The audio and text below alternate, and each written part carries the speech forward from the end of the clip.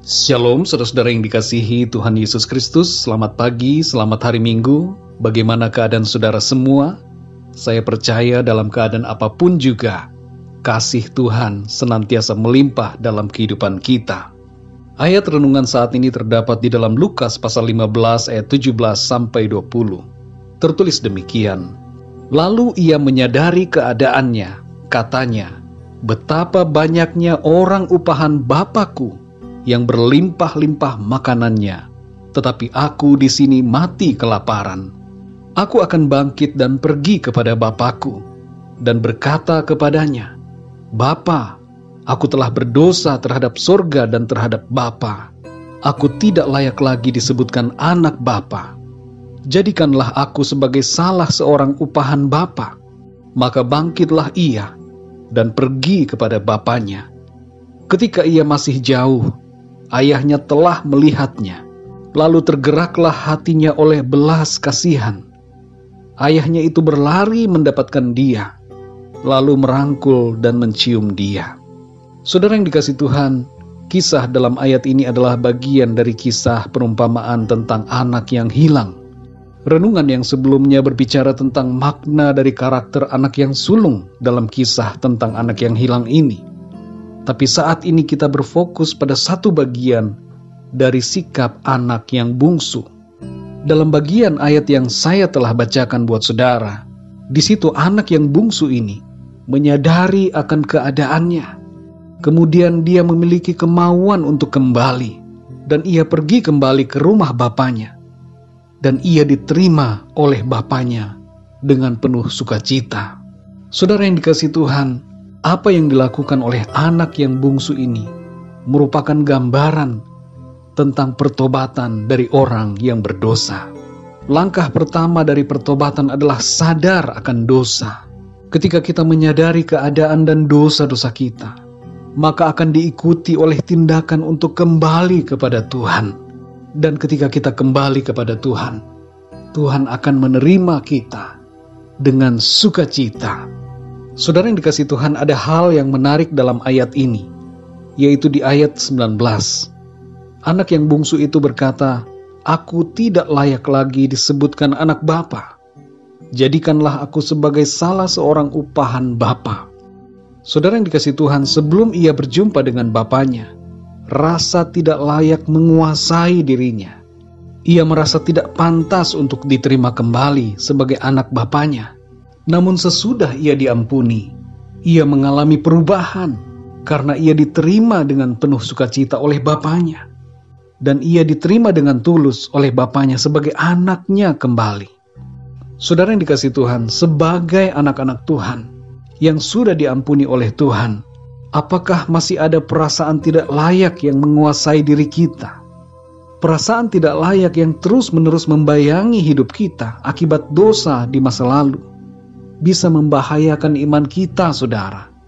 Banyak orang yang sudah datang kepada Tuhan, sudah bertobat dari dosa, tapi terus-menerus dibayangi oleh perasaan tidak layak akibat dosa-dosa pada masa lalu. Sekilas hal ini nampaknya normal, saudara. Tapi sesungguhnya hal ini adalah jerat iblis untuk membuat kita kembali lagi kepada dosa masa lalu dan tidak mengalami pertumbuhan yang benar di dalam Kristus. Perasaan tidak layak bisa bermakna positif dan negatif, saudara.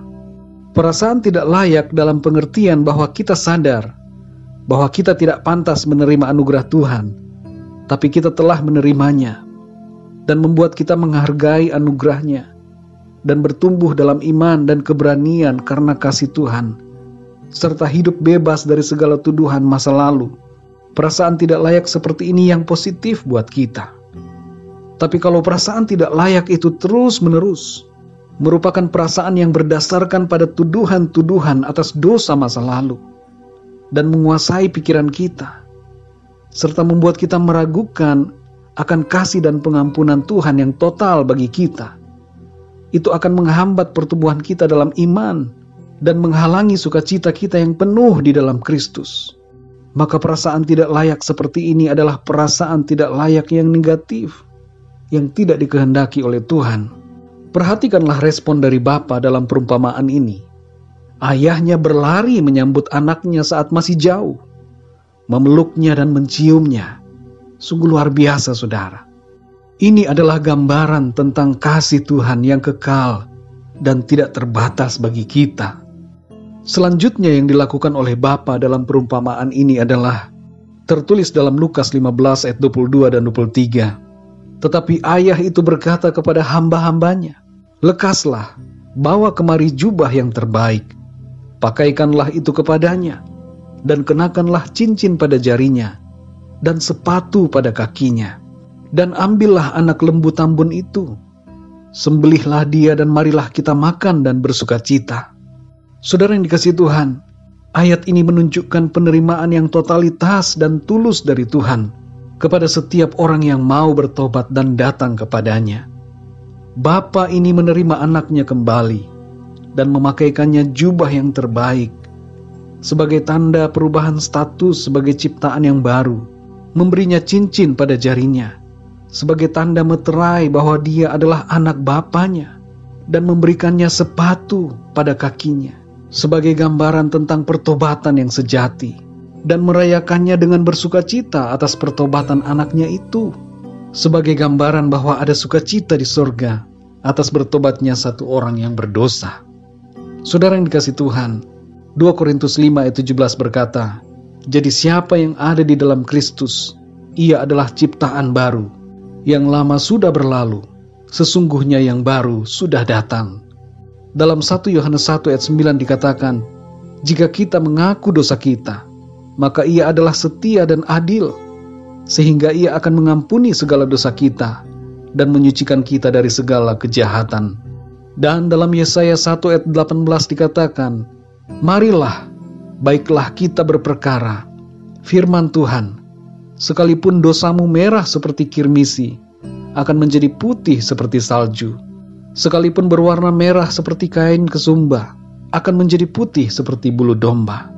Saudara yang dikasihi Tuhan, kalau saudara sudah bertobat dan percaya kepada Tuhan Yesus Kristus dengan sungguh-sungguh, jangan biarkan tuduhan dan perasaan bersalah akibat dosa masa lalu membuat saudara berjalan dengan tertunduk. Jangan biarkan roh dan jiwa saudara terjerat dalam perasaan yang membebani saudara, karena sesungguhnya Tuhan telah menerima saudara dengan sukacita dan menjadikan saudara dan saya sebagai ciptaan yang baru di dalam Kristus. Ia sudah mengampuni segala dosa-dosa kita. Yang lama sudah berlalu, yang baru sudah datang. Kita telah dijadikan ciptaan yang baru. Maka dari itu mari kita hidup dalam lembaran yang baru bersama Tuhan Yesus Kristus. Jangan biarkan iblis atau orang-orang menuduh saudara akan masa lalu saudara yang kelam dan membuat saudara tidak bertumbuh dalam iman. Mari jalani hidup saudara yang baru di dalam Kristus dengan penuh sukacita karena pengampunannya. Ia telah membebaskan kita dan menebus kita dengan lunas. Dalam 1 Korintus 6 ayat 20 dikatakan, "Sebab kamu telah dibeli dan harganya telah lunas dibayar. Karena itu muliakanlah Allah dengan tubuhmu." Mari kita berdoa, saudara. Bapa kami di dalam surga, Bapa di dalam nama Tuhan Yesus Kristus, terima kasih kami mengucap syukur Tuhan untuk hari yang baru yang Tuhan berikan kepada kami. Terima kasih buat nafas kehidupan. Terima kasih buat kekuatan dan kesehatan. Terima kasih buat segala sesuatu yang Tuhan karuniakan dalam hidup kami. Kami mengucap syukur kepadamu ya Bapa untuk segala kebaikan-Mu. Dan kami mengucap syukur juga ya Tuhan untuk kebenaran firman-Mu yang sudah kami dengar pada saat ini, yang kembali menguatkan kami, menyegarkan jiwa kami, menyadarkan kami bahwa kami sungguh-sungguh telah Engkau ampuni, dan Engkau telah menerima kami dengan tulus ya Tuhan. Engkau menjadikan kami baru di dalam Engkau. Segala dosa dan masa lalu kami yang kelam sudah berlalu dan sudah Tuhan ampuni, dan Engkau memeteraikan kami sebagai anak-anak-Mu. Terima kasih ya Tuhan untuk sukacita yang Tuhan berikan kepada kami karena pengampunan dan penerimaan yang Engkau berikan kepada kami. Sungguh luar biasa kasih-Mu Tuhan kepada kami. Kami tidak lagi mau hidup di bawah tuduhan-tuduhan dari masa lalu kami. Tapi kami mau memandang kepada masa depan bersama dengan Engkau ya Tuhan Yesus.